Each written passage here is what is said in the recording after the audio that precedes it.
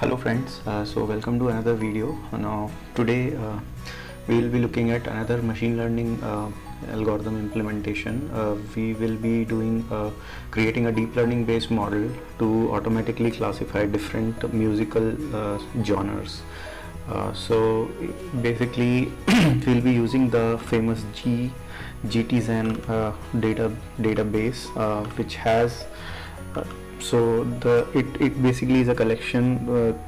It's a collection of around 1000 audio files with around 30 second duration each, and there are 10 classes within which the data could be classified. So this is the URL where you can access this dataset, and the algorithm that we are going to use is going to be k-nearest neighbor. It's a fairly simple algorithm, but it's really powerful in basically classifying. In this particular example, it has proved to be really good in terms of accuracy and also implementation.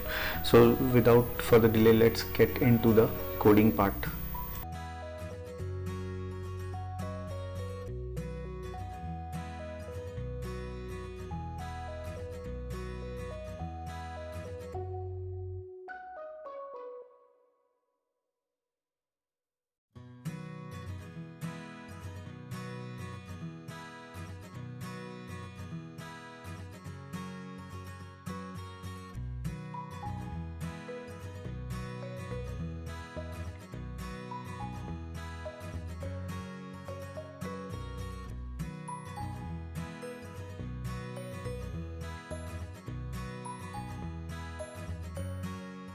Now I don't have the Python speech features package, so let me install it.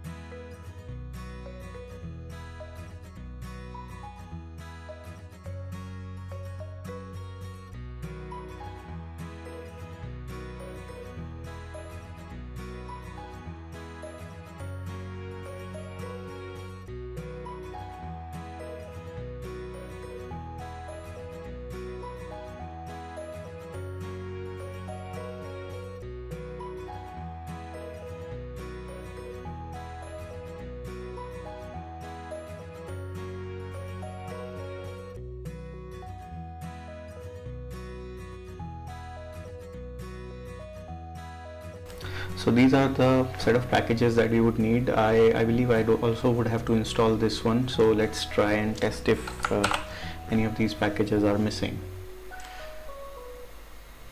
Okay, so it looks like all the required packages are already installed on my system. So let's get down to creating the functions.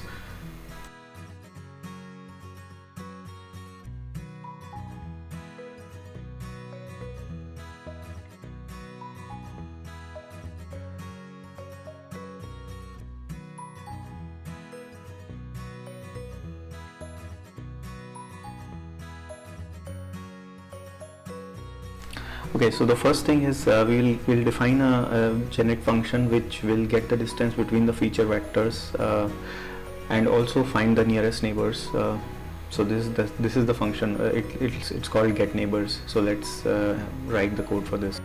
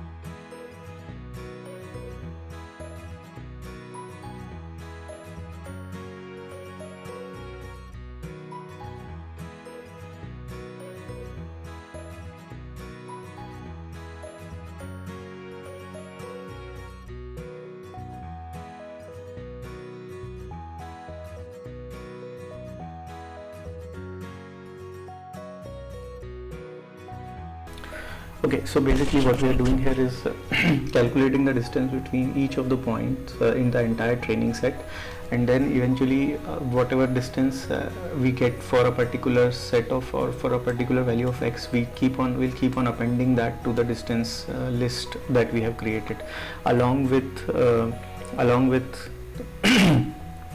yeah, sorry, along with the training set. So along with the training set parameter, we'll also append the distance. I'll show you what I mean to say.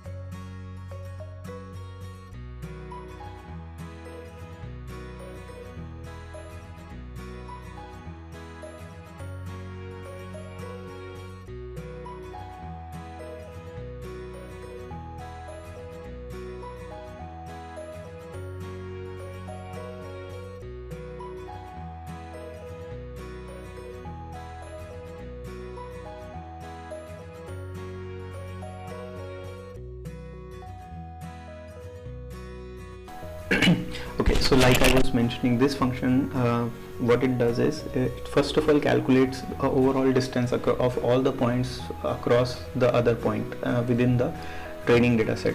Now once we have that, okay, and that is in context to the instance, particular instance. So instance is the input that we get, training set is the entire training data set, and k is the hyperparameter, or the number of nearest neighbors that we are interested into.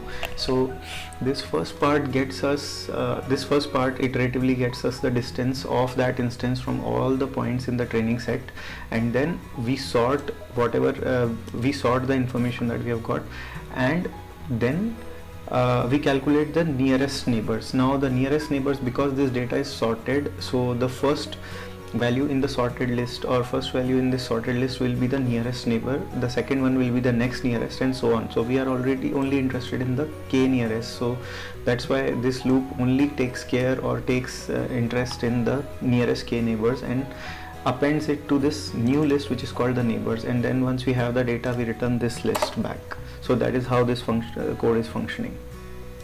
Okay, now let's move on to the next part, where we actually, once identified, we are next going to classify the neighbors, or identify the class of those neighbors.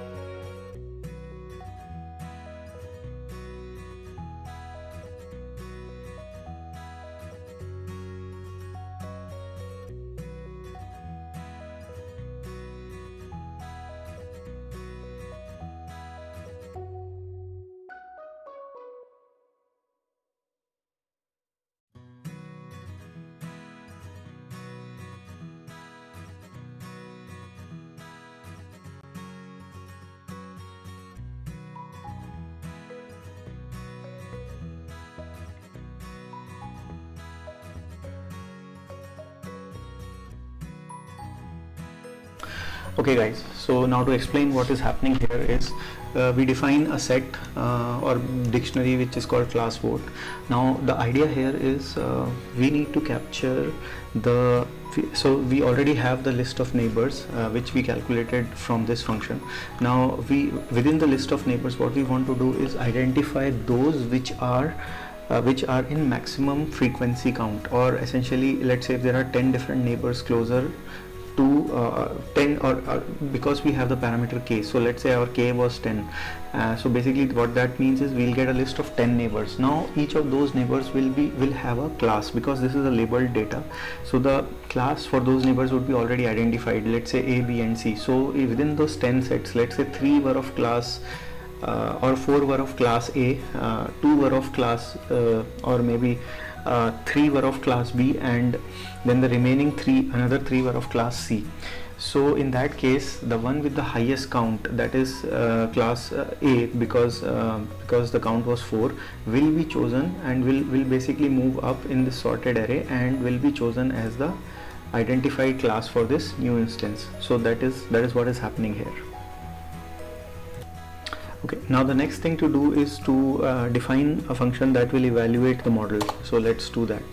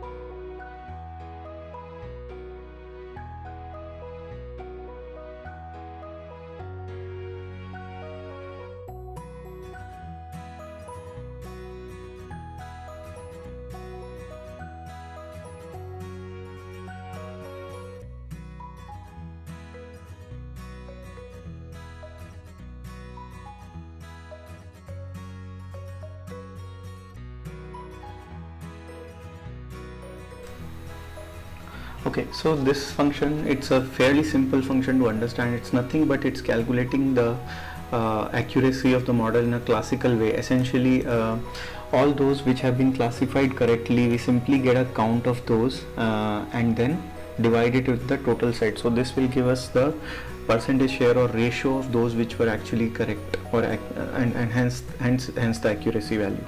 So let's okay. So yeah, let's continue to write the code further.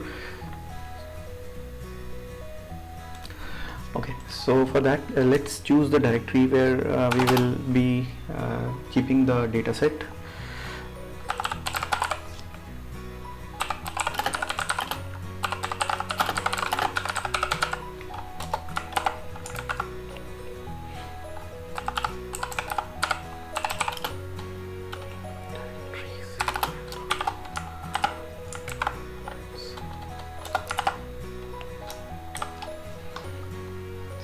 Going to be this folder. Okay,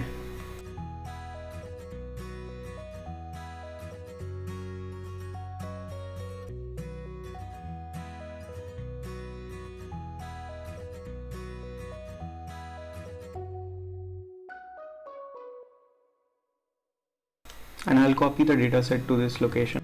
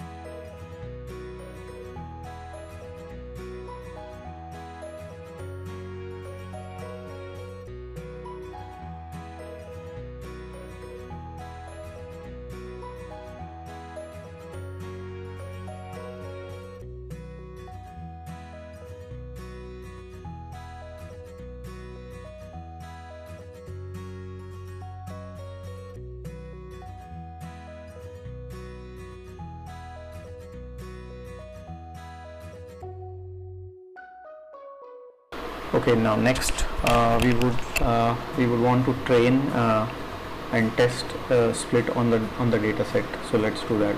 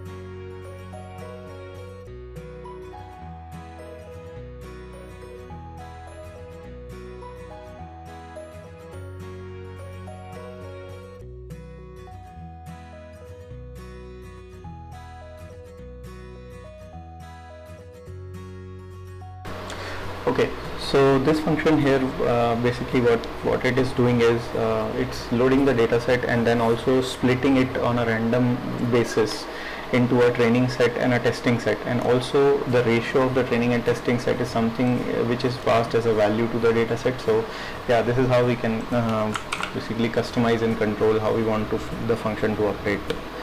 Okay, one more thing is like this code, the initial version of this code which I wrote, it was on a Jupyter notebook, so I will be transferring this code onto a Jupyter notebook, and from there we will continue. So I'll be pausing the video for that. Okay, so yeah, I was able to move the code into a Jupyter notebook, but unfortunately I'm getting this error which is related to something to do with the SciPy package. The wave file code, the wave file class is not able to read a particular format. So looks like one of the input file has some specific characters. They seem to be hexadecimal characters, and it's not able to read it, and hence my code is failing. So probably I'll fix this and then try to upload another part of this same code to complete this project. Apologies for the issue here, but I'll definitely upload as part 2 of this project very soon. Thank you.